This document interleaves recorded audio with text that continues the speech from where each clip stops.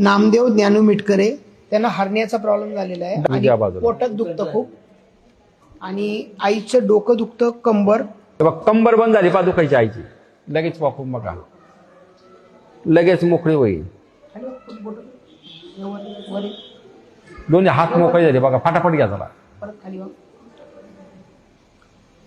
खाली काय वाटतं? तोंडाने बोलायचं. मोकळं झाले, मोकळं वाटते. कंबर झालं, दम लागतो थोडासा, हात चालला दम लागतो, दम कमी होऊन जाईल ना.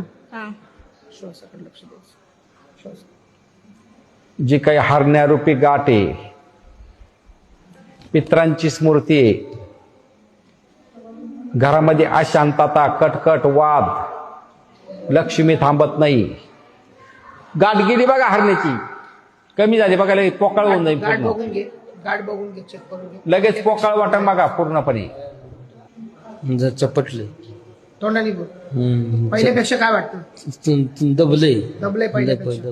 पहिल्यापेक्षा फरक जाणवतो का तुला? जाणवतो. जो ठणक होता तो ठणक गेला असं. गाठ असल्यावर होतं, आता तसं नाही. आता क्लीन झालंय. प्लेन झालं.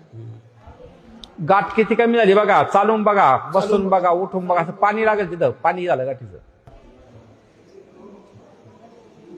खाली बसून उठून बघा, बसताना उठताना ठणक लागतो. खाली शरीर पूर्णतः रिलॅक्स झालेलं आहे. काय वाटतं बघा लगेच. दत्त कोरपा होईल जो संकल्प केलेला आहे, ऑपरेशन रूपी स्मृती टळून जाईल. हरण्याचा प्रॉब्लेम आहे, पित्रांची स्मृती आहे, घरामध्ये शांतता होऊन जाईल. या इकडं